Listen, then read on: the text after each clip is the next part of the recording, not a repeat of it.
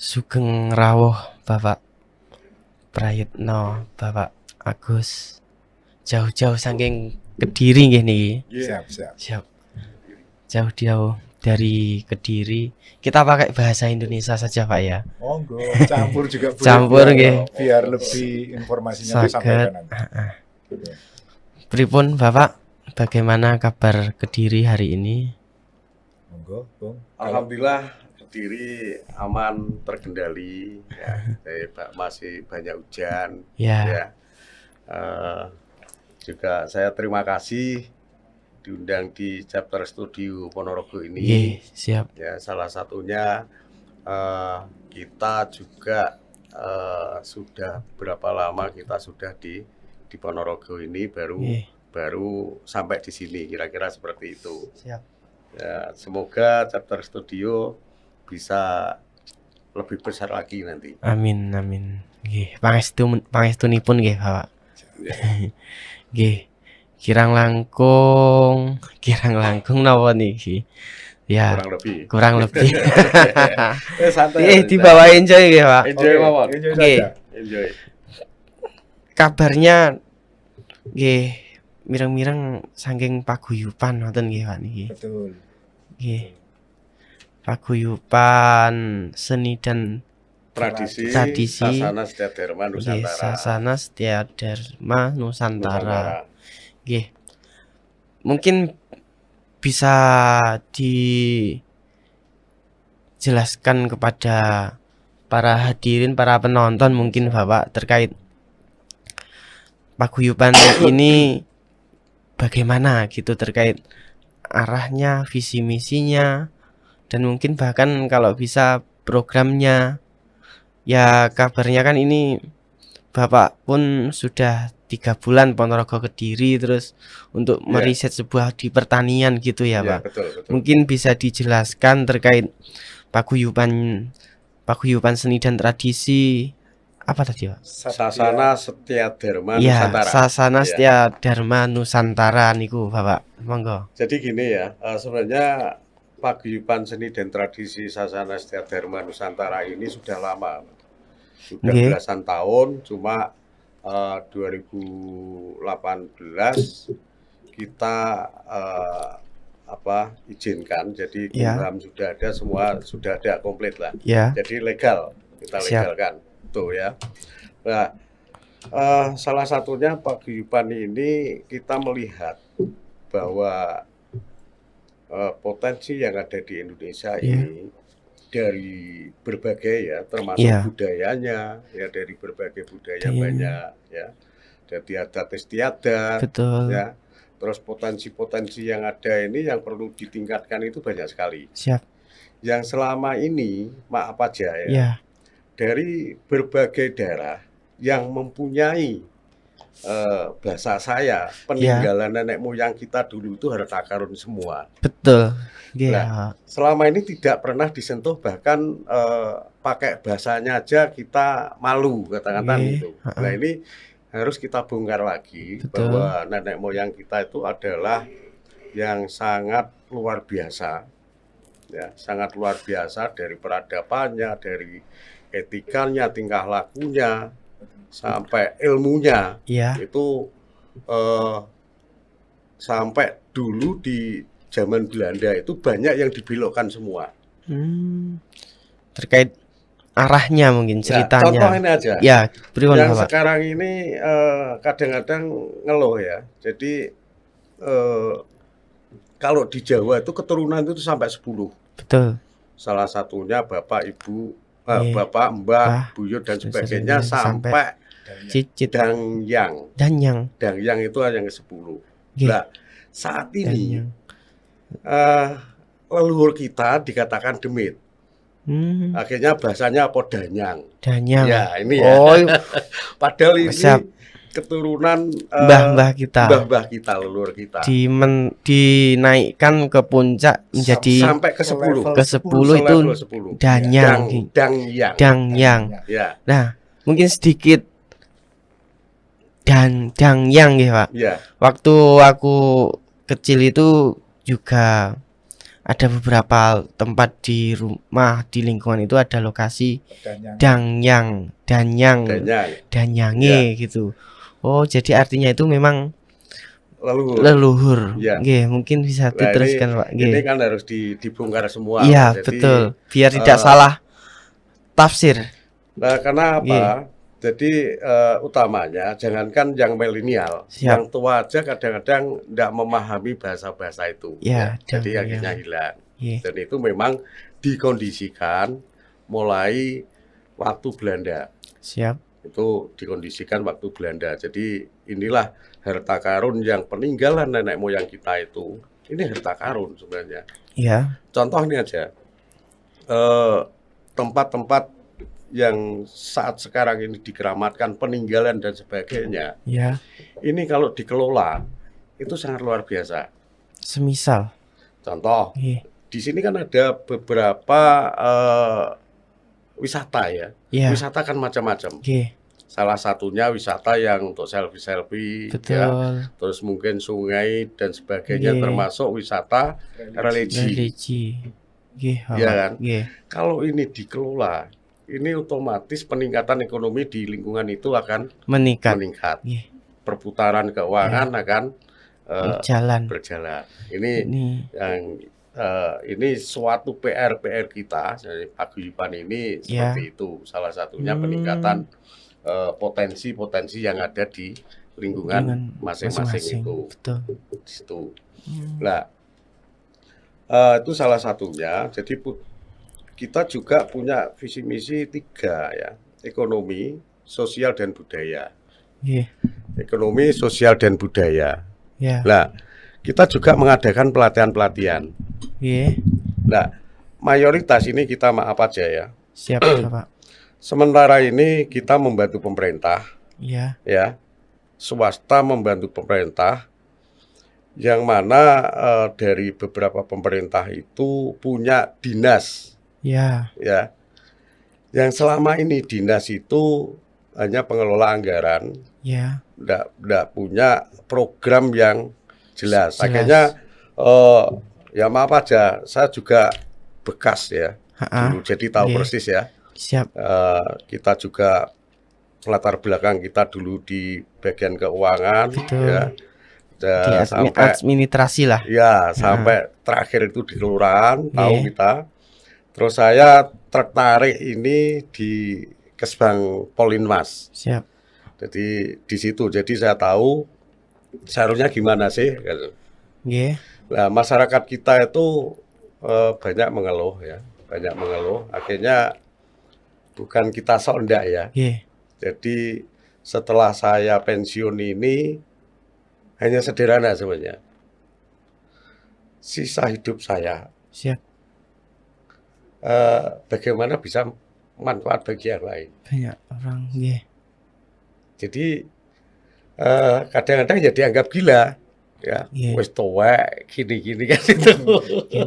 Sudah berumur lah, Pak. Ya, tapi perlu diketahui, saya mengamati dari teman-teman saya, lebih-lebih pejabat yang sudah pensiun, ya. Kalau saya kan di Kesbang Linmas itu kantor saya kan tidak hanya di kantor saja.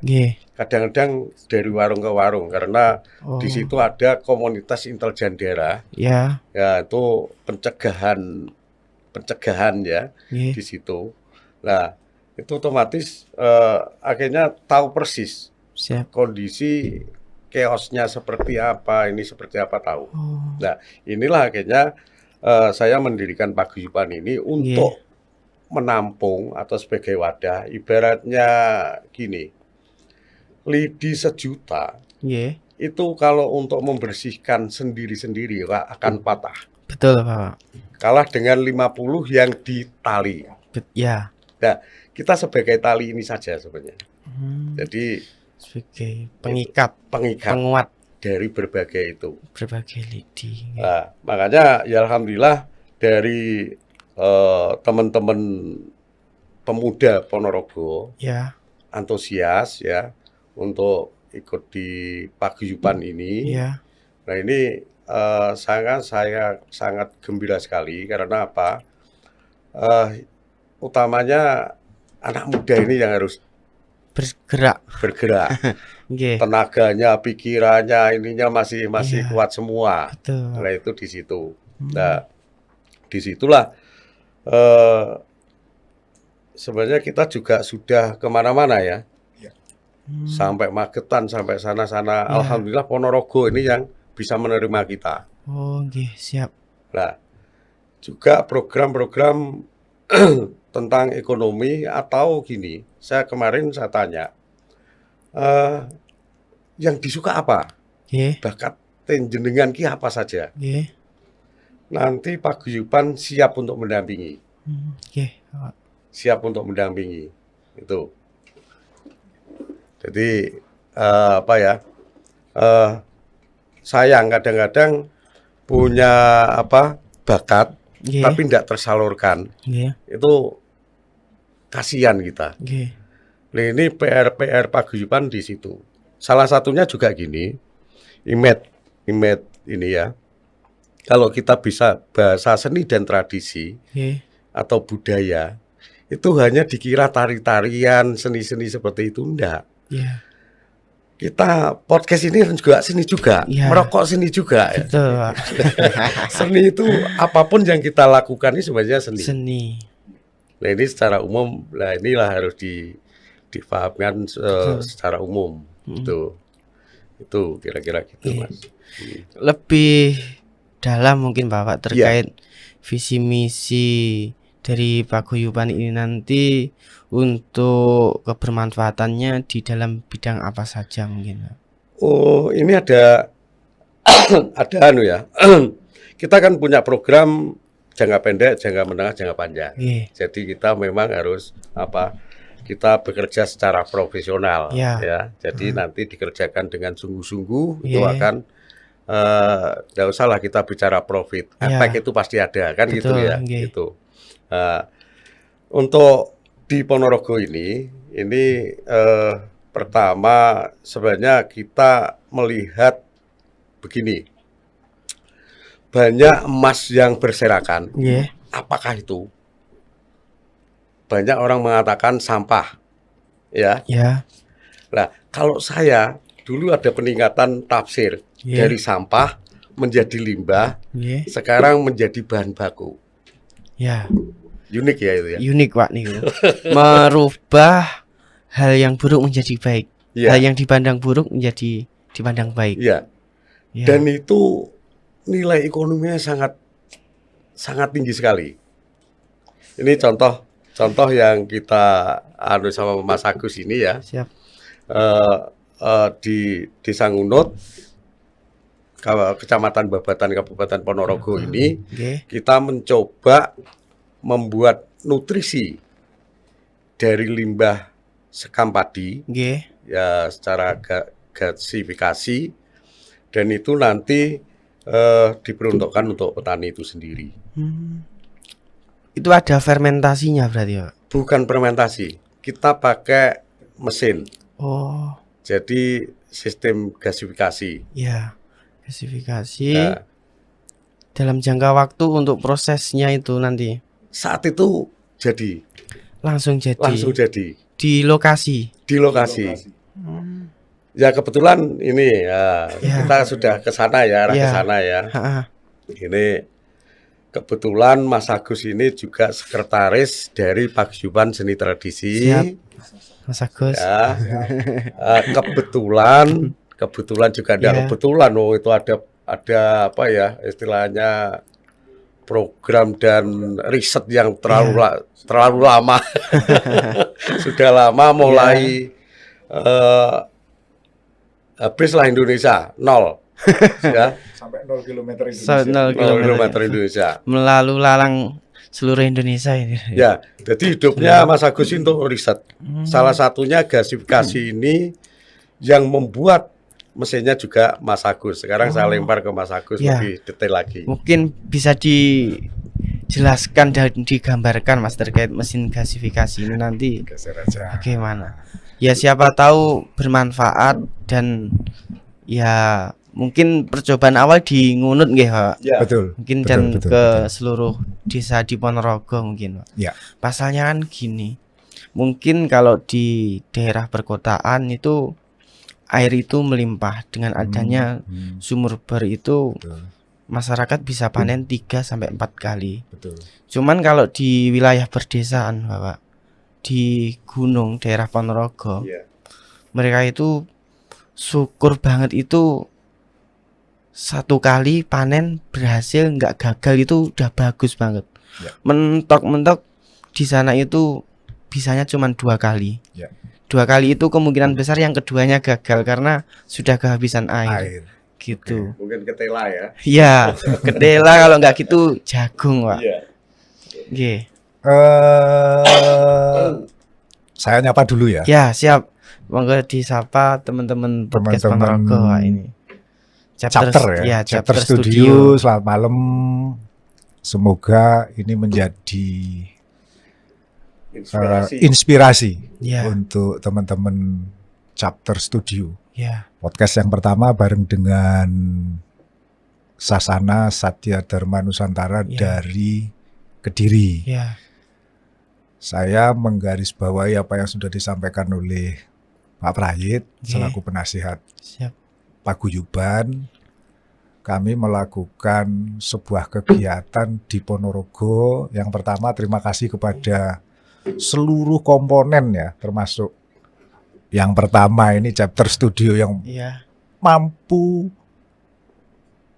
membuat wadah baru buat kami untuk mensosialisasikan apa yang kami lakukan. Pak Doni itu loh, Pak. Oh, Ada iya. aja idenya. Ya salah satunya ini menjadi motivasi ya dan percontohan Ya, siap. buat teman-teman muda bahwa Chapter Studio semoga bisa menjadi yang terdepan dalam menyampaikan seluruh kegiatan, menginformasikan kegiatan yang ada di Ponorogo. Balik lagi ke Sasana Satya Dharma Nusantara, kegiatan kami yang dilakukan di Ponorogo kita mulai dari 3 bulan yang lalu ya, Bung. Ya. Fokus kita yang pertama adalah di sektor pertanian dan peternakan. Kenapa harus itu? Karena memang berkaitan dengan problem yang dihadapi, masalah yang dihadapi oleh saudara-saudara kita petani. Betul. Berkaitan dengan kelangkaan pupuk, subsidi dan non-subsidi. Bukan kita ingin merubah itu tidak, tetapi memberi substitusi. Substitusi manakala pupuk itu langka, tidak ada, suplai kurang, maka ini menjadi alternatif. Betul. Harga turun, terjangkau. Bahkan kita bukan, Pak, harga berasnya turun.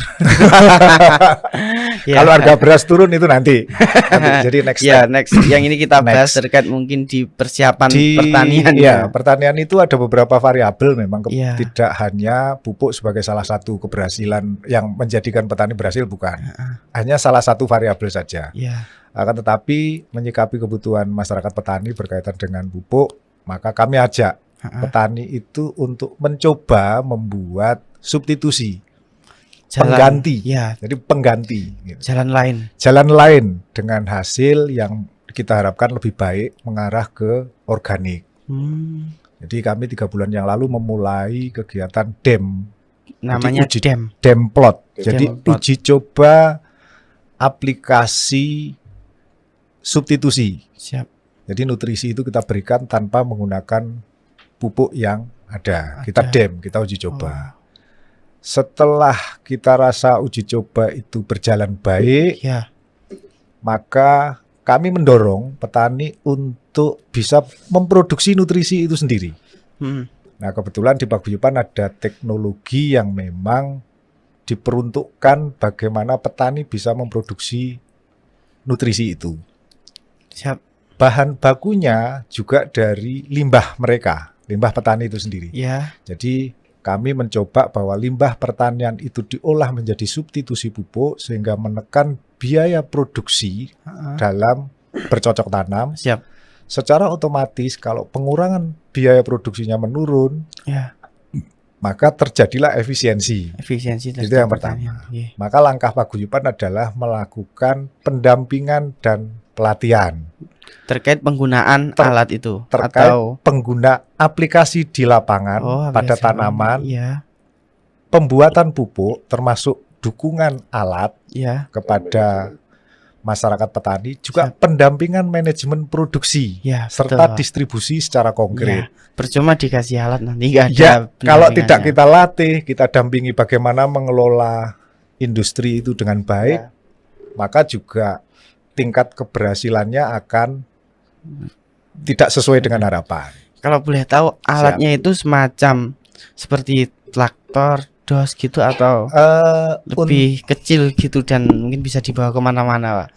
Kalau alat relatif itu begini. Kami bisa buatkan dari skala kecil sampai skala besar sesuai dengan kebutuhan masyarakat.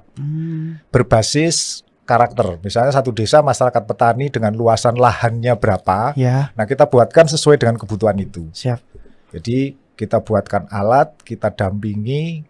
Jadi di awal kita ajak untuk menguji coba hasil daripada alat itu. Setelah mereka percaya dan yakin bahwa ini bisa dipergunakan, maka alat, teknologi, serta manajemen bagaimana berproduksi secara cakupan pasar wilayah, masyarakat kelompok tani, itu juga kita akan kawal serta dampingi. Siap. Jadi di Ponorogo ini kami berusaha untuk mendampingi petani dan peternak.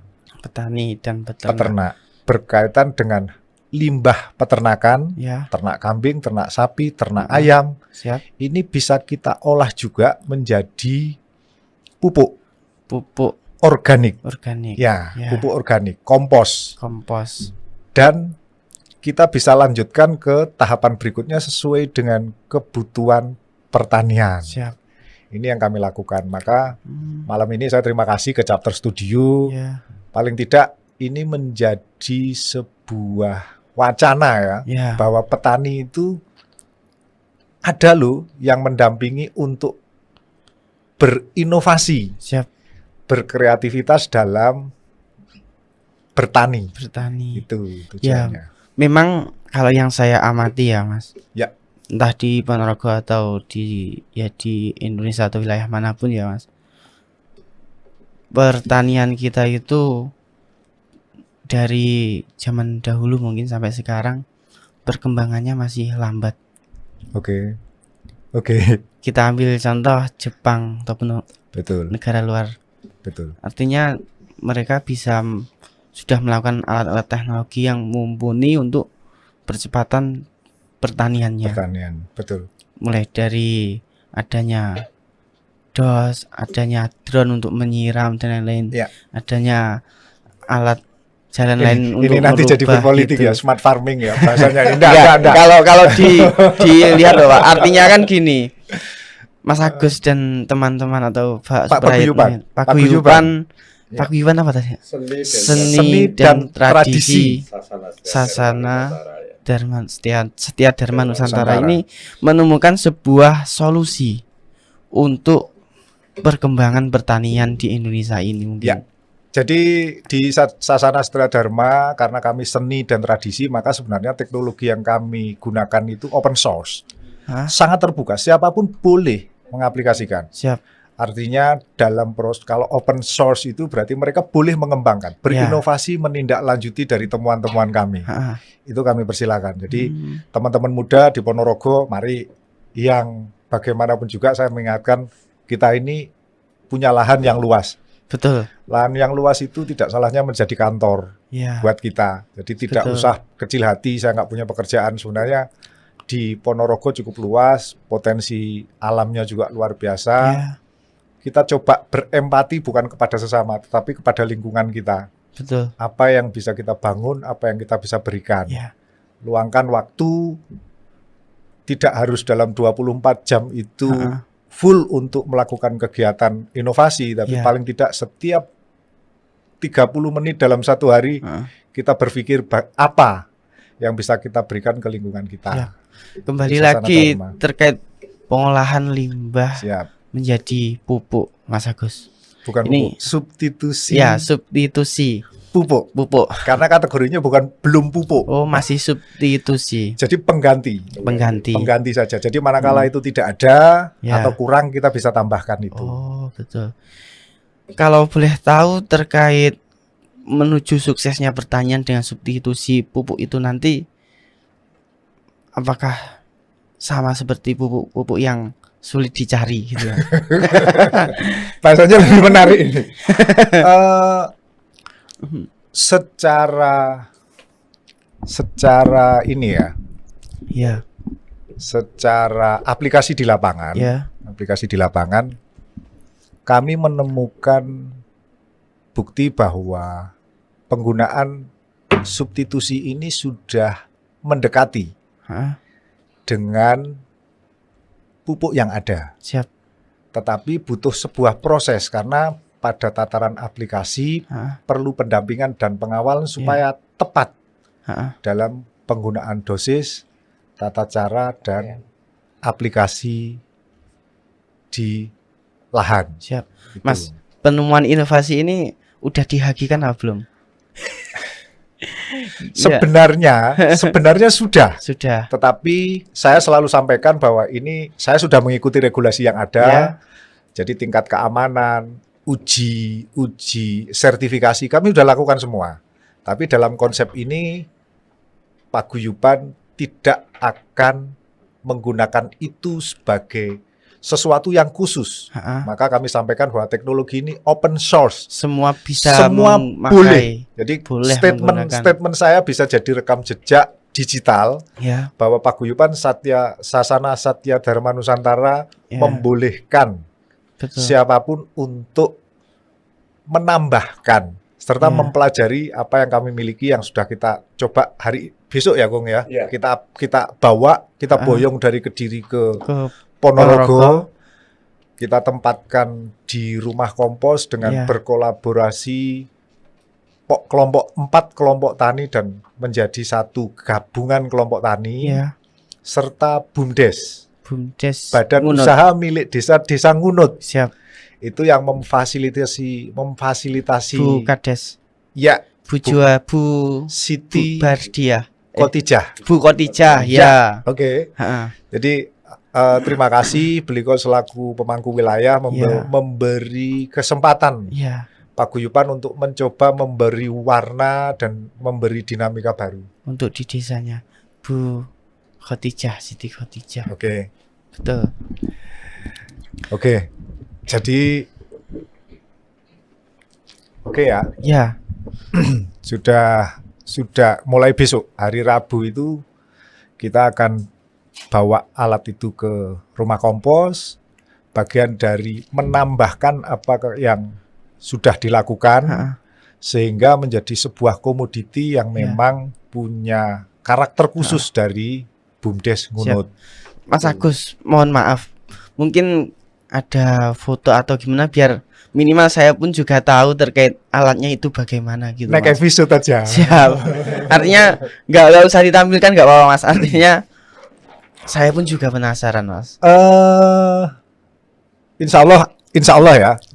Besok begitu ada kegiatan kami akan kirimkan. Nanti bisa jadi tambahan atau apapun untuk teman-teman di chapter studio ya. Siap. Untuk mengawal bagaimana pergerakan, bagaimana kegiatan pendampingan dan pelatihan masyarakat petani di Ponorogo itu berjalan. Siap. Sehingga harapan kami chapter menjadi bagian dari kami dalam melakukan pergerakan, mengedukasi masyarakat. Siap. Itu. Berarti mulai eksekusi besok ya Mas? Besok Rabu. Selain di Ngunut mungkin Mas, atau selain di Ponorogo atau wilayah lain yang sudah memang mengaplikasikan terkait substitusi pupuk ini bisa sudah ada tapi tidak di Pulau Jawa. Jadi Ponorogo hari ini adalah yang pertama dan harapan paguyuban Ponorogo bisa menjadi role model. Menjadi percontohan di mana petani bisa benar-benar memenuhi kebutuhannya sendiri. Itu menjadi role model. Nah, kalau yang sudah pakai di BUMDes Karya Sejahtera Desa Lokjuk, Kecamatan Sawang, Kabupaten Lok Sumawi, Aceh Utara. Wih, lumayan Jadi, jauh. teknologi yang kita terapkan di Ngunut itu sudah pernah teraplikasi dan sampai sekarang masih digunakan itu di Aceh Utara. Baik.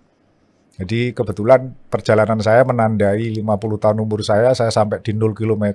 Ya.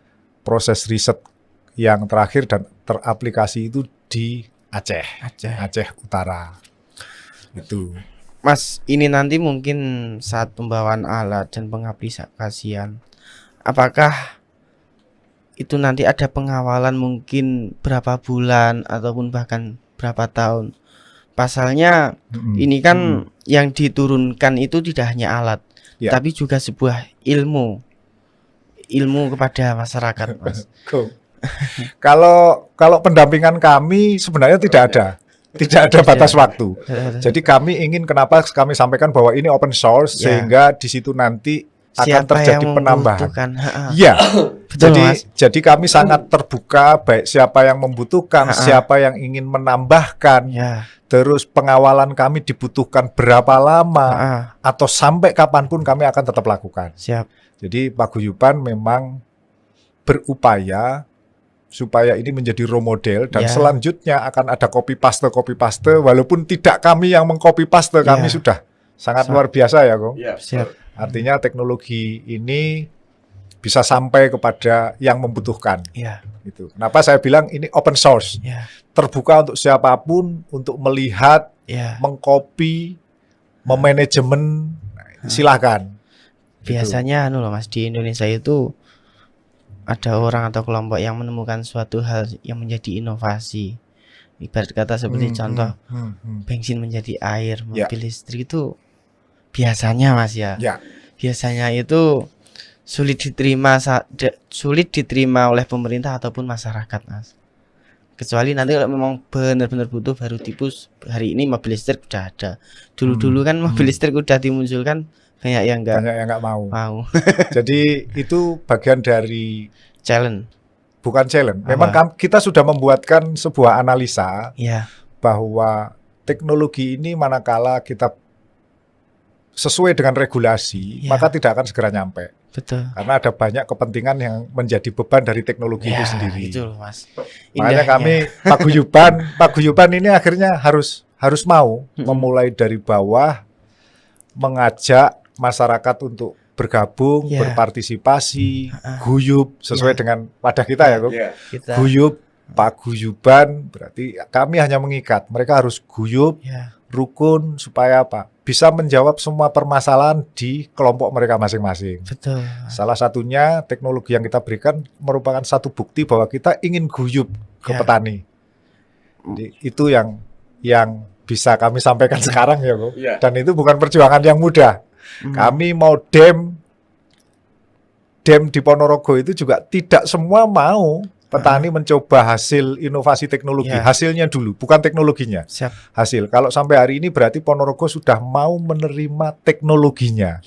Betul. Karena hasil dari teknologi itu sudah teraplikasi. Sudah kita coba di musim tanam ini, alhamdulillah kita pantau setiap minggunya itu trennya positif. Alhamdulillahnya itu. Tapi tidak kaget toh, Mas, karena jalannya menjadi satu arah. Enggak. Harus seperti itu memang. Iya sih, betul, Mas. Di kota besar jalannya itu juga satu arah, banter langsung rem tanpa klakson gitu ya. Mungkin harus seperti itu. Kultur di Ponorogo belum bisa seperti itu. Harus. Jadi kami merasakan malah dari beberapa kabupaten yang paling punya dan siap berinovasi, menerima sentuhan teknologi Ponorogo. Kami menemukan bahwa karakter petani di Ponorogo luar biasa. Mas. Maka dengan aplikasi dan teknologi yang baru itu sangat respon. Mas, kalau boleh tanya itu bahannya itu kan dari sekam padi. Sekam padi itu yang bawah itu kan? Sekam rambut. Oh, yang rambut. Bukan. Jadi begini, sekam padi itu adalah kulitnya gabah. Jadi gabah pada saat diproses untuk menjadi beras itu ada kulit yang terbuang. Betul. Nah, kulit itulah yang kita olah menjadi substitusi pengganti pupuk. Bukan katulnya itu kan? Bukan. Yang kulitnya itu kulitnya, kan? Ya. Jadi yang kulitnya itu diolah menjadi pupuk itu dengan cara dibakar kah atau dikasih air kah atau dikeringkan gitu? Jadi gini, teknologi basic kita adalah gasifikasi. Ya, gasifikasinya gasifikasi itu tanpa proses fermentasi, ya, tanpa membutuhkan mikroba, ya, tanpa membutuhkan bahan campuran yang lain untuk menjadi substitusi pupuk. Terus caranya? Kami buatkan alat. Ha-ha. Sistem gasifikasi itu ada reaktor. Jadi ada komponennya itu ada reaktor, ya, ada cooler, ada gas dryer. Ha-ha. Nah, maka di proses berjalan, ya, dan alat itu tidak membutuhkan bahan bakar. Jadi tidak sama dengan sistem, misalnya ini menggunakan destilasi, ya, dengan destilasi, terus dengan menggunakan penyulingan. Ya. Tidak, kami berbeda sama sekali. Ha? Jadi sebenarnya alat ini adalah tujuannya gasifikasi itu bagaimana benda padat itu menjadi gas. Siap. Nah, di alat yang kami buat, yang kita bawa ke Ngunut, ya, itu adalah seperangkat alat gasifikasi yang mana bahan yang digunakan adalah rice husk, jadi kulit padi, gabah. Ya, gabah. Kulitnya gabah. Ya. Nah, jadi mriki napa? Berambut. Sekam namanya itu. Nah, sekam itu kita masukkan. Tujuan prosesnya adalah dari sekam itu menjadi sintetik gas, syngas, gas buatan. Gas buatan. Ya, gas buatan. Pada proses untuk menjadi syngas, maka ada di dalam bahasa gasifikasi itu adalah tar. Nah, dari proses tar itu di dalamnya ada berbagai kandungan unsur hara mikro dan makro. Sehingga untuk sementara kita jadikan substitusi pupuk. Karena di dalamnya unsur hara mikro dan makro seperti N, P, K, C, organik dan seterusnya itu ada. Itu masuknya nanti substitusi pupuknya itu ke tanah, ya, atau ke jadi masih banyak.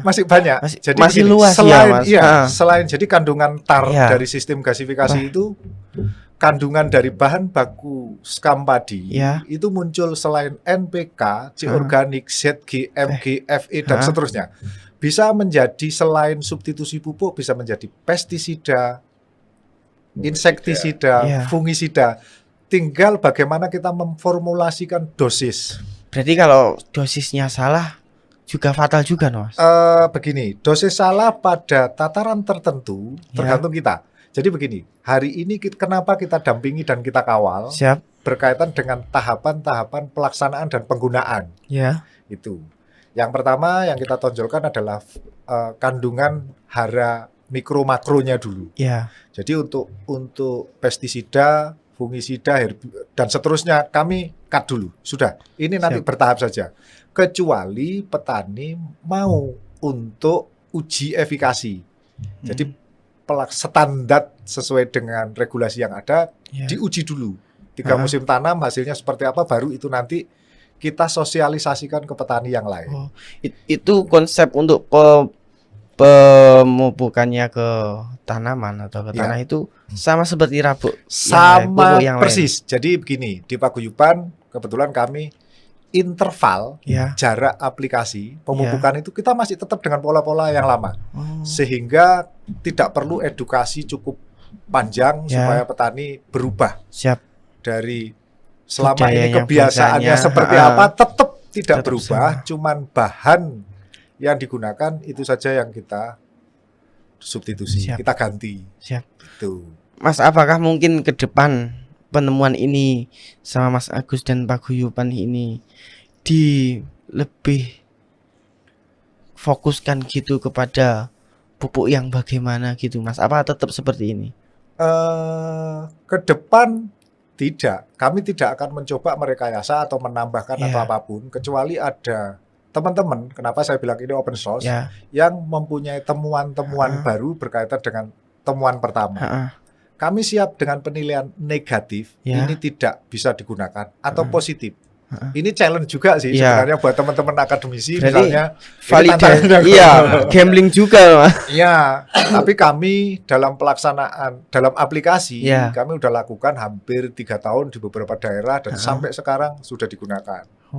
Bahkan hasil pertaniannya itu cenderung kembali menjadi organik. Zero penggunaan pupuk kimia. Ya. Berarti ya semoga ya, Mas. Semoga ini perjuangan. Penemuan ini bisa dilakukan, diaplikasikan oleh minimal ya petani di Ponorogo dan mungkin bahkan seluruh Indonesia. Ya, amin. Ya masalah terkait pupuk kimianya bagaimana nanti dipikir belakang ya, Mas. Yang penting ini kita, kalau saya mikirnya ini hal yang positif, hal yang membangun, tapi memang membutuhkan pikiran dan tenaga yang sangat kuat. Ya juga sih. Jadi ngalir saja. Kami dalam menjalankan program ini kami tawarkan kepada petani yang mau. Dalam arti tujuan kami yang pertama adalah mengedukasi. Edukasi merubah mindset petani bahwa kita tidak boleh bergantung. Artinya bahwa petani sebenarnya kita cuman ini adalah trigger bagaimana membuat petani kita itu merasa bahwa kami itu sebenarnya mampu. Betul. Petani itu mampu untuk mandiri. Jadi jangan mengeluh bahwa ini subsidi tidak ada, RDKK cuma dapat 48% dan seterusnya. Karena dengan mengeluh itu saya yakin tidak ketemu solusi. Hasilnya dari tanamannya itu pun juga bagus kan, Mas? Alhamdulillah sampai hari ini di Ponorogo sempurna. Tidak kalah dengan yang lain. Jadi kami di beberapa lokasi kami lakukan demplot sampai hari ini pendampingan dan pengawalan di tataran aplikasi petaninya. Hasilnya positif, tidak kalah dengan yang menggunakan kimia. Terkait hasil kan ya tergantung bijinya juga ya, Mas, benihnya. Nah, di sini kan saya sampaikan di awal bahwa variabel keberhasilan petani tidak hanya pada pupuk. Betul. Jadi mulai dari airnya, pengolahan tanah, pengairan, varietas yang dipilih. Ini banyak dan ini bagian dari hal-hal lain dalam proses kami mensosialisasikan substitusi pupuk. Terjadi komunikasi dengan petani. Bagaimana berbagi. Kami temukan di Ponorogo kemarin dari Siman ya, Kung ya. Secara tradisi itu sudah melakukan pruning, pemotongan daun padi di usia 45 hari setelah tanam. Dan itu ternyata budayanya orang Ponorogo dari dulu yang ditinggalkan.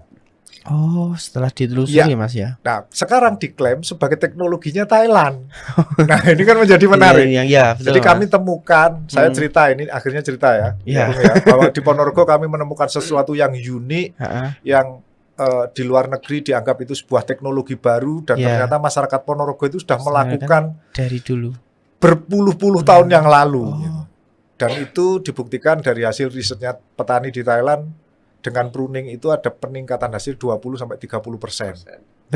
Lumayan, Mas. Padahal di Ponorogo itu sudah dilakukan berpuluh-puluh tahun yang lalu dan tradisi itu ditinggalkan, Kung ya.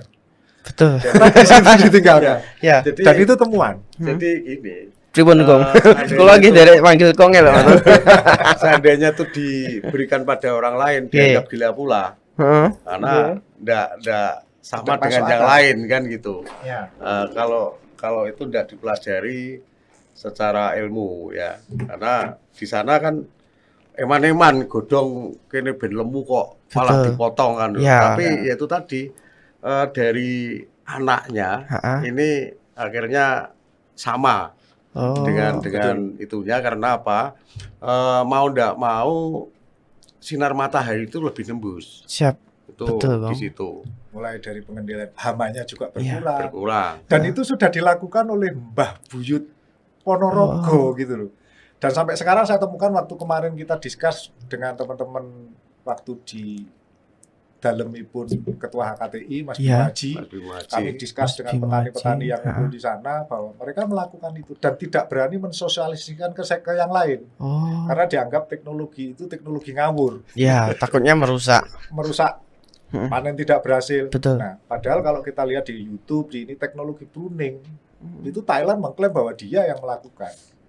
Nah, jadi temuan unik sampai hari ini kita butuh menindaklanjuti temuan itu dalam konteks data. Betul. Bukan hanya sebatas informasi atau berita bahwa teman Siman, petani Siman sudah melakukan pruning itu karena teknologi itu diturunkan dari leluhurnya.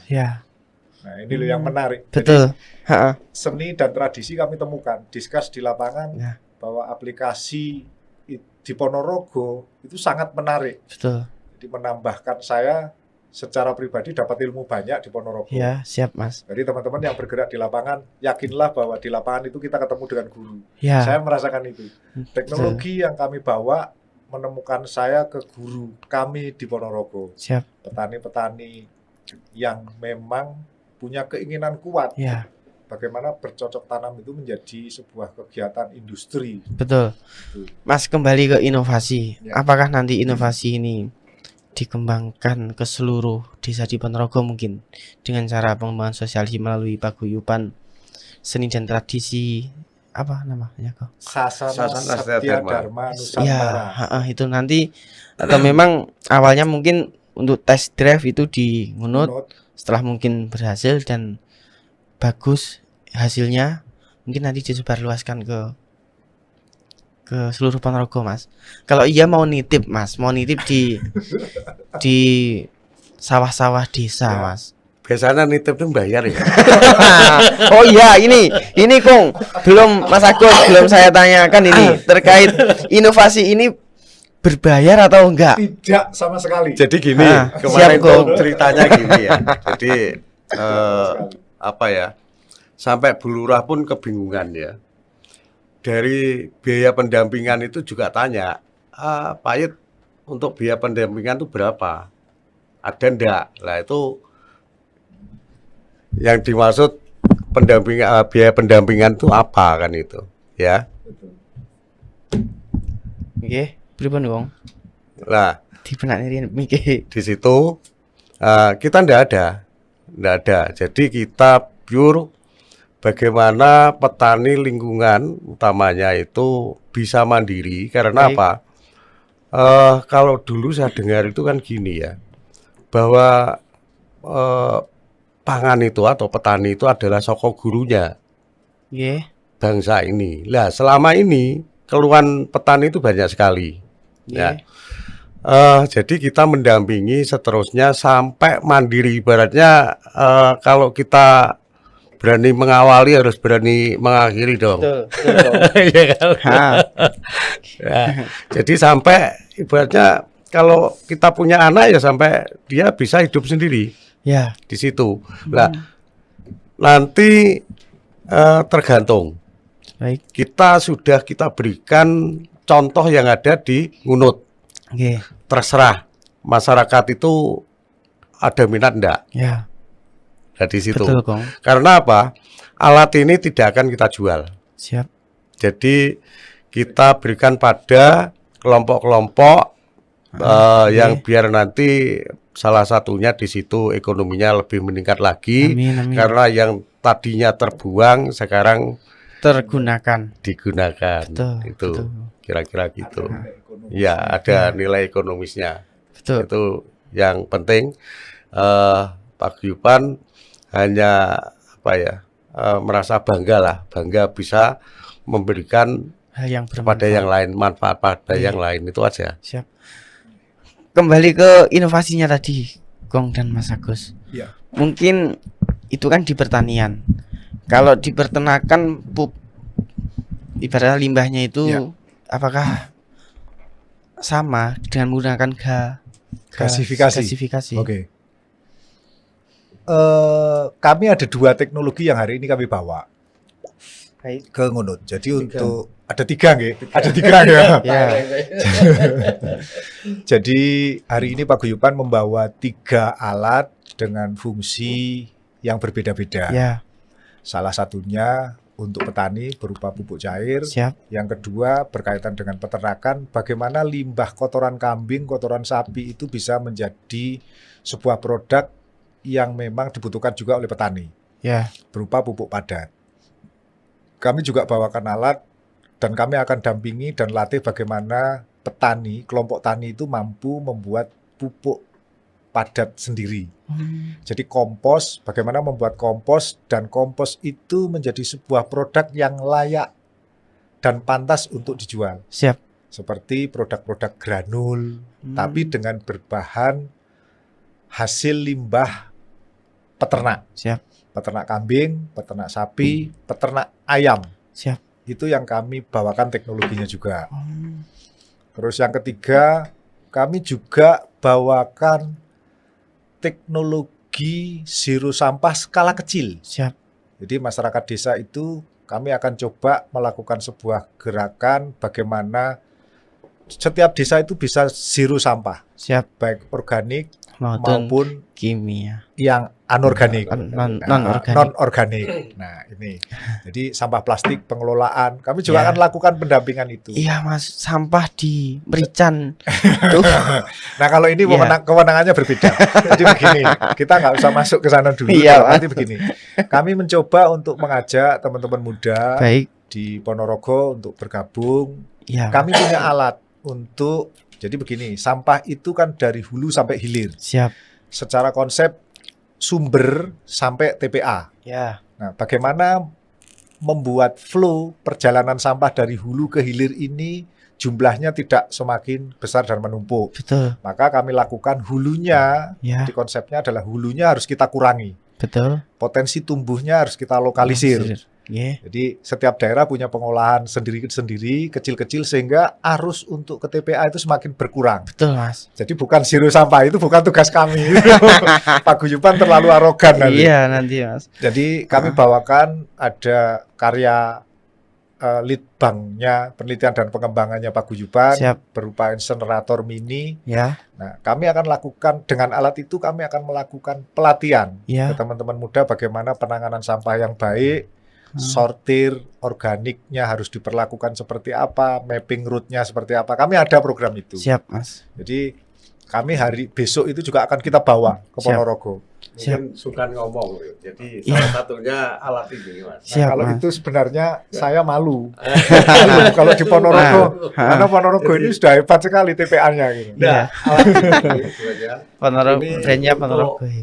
Memusnahkan yang selama ini tidak bisa dimusnahkan. Tidak bisa betul Kong. Contoh ya. Softtek. Pampers. Styrofoam. Nah, ini yang tidak bisa dikelola, maka teman-teman muda, kenapa kami juga ingin mengumpulkan pasukan muda di Ponorogo untuk mencoba berkarya, berinovasi, memanajemen bagaimana sampah ini menjadi punya potensi ekonomi. Betul. Jadi konsep 3R, recycle, reclaim, reuse itu juga kami juga akan edukasikan. Jadi Paguyuban ini hanya bisa memberi edukasi. Mencoba membawa mindset. Oke. Itu Pak.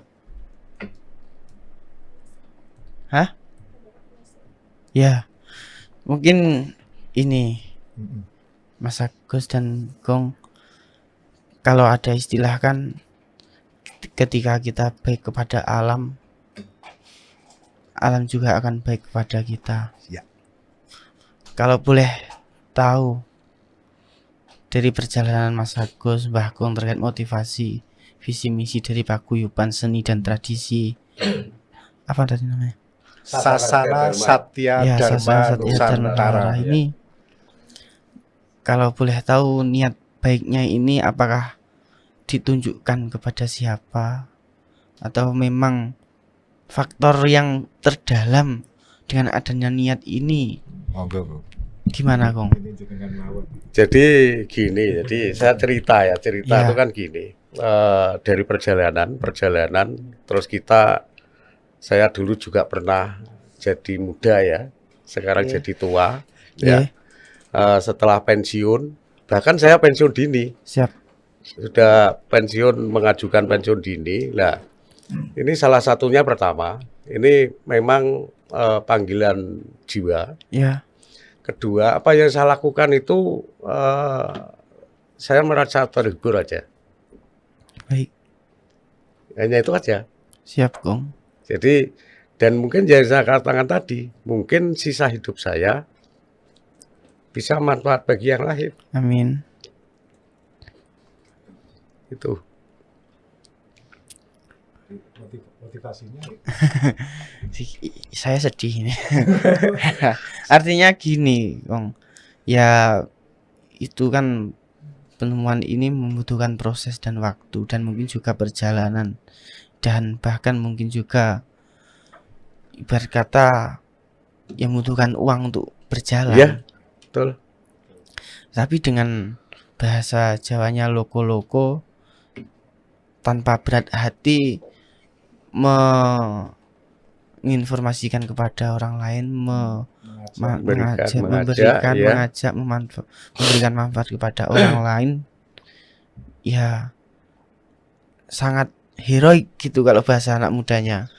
Kalau saya kan gini, apa yang saya perbuat itu saya harus ikhlas dulu. Iya. Soal efek itu nanti belakang. Siap.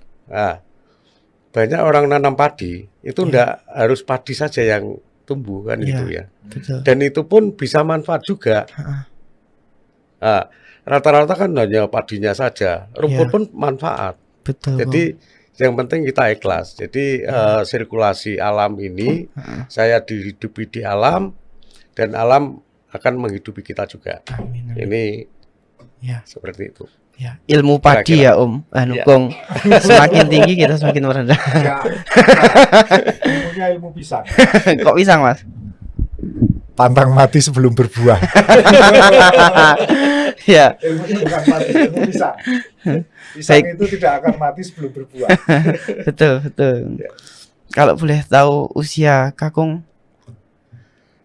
Baru 64 menginjak 65. Alhamdulillah. Baru 64 menginjak 65. Katanya mbah saya diberikan bonus 4 tahun oleh Kanjeng Nabi. Ya alhamdulillah seumur gini ini alhamdulillah masih bisa menikmati semua. Amin. Saya tanpa pantangan hanya racun yang tidak bisa masuk di perut saya.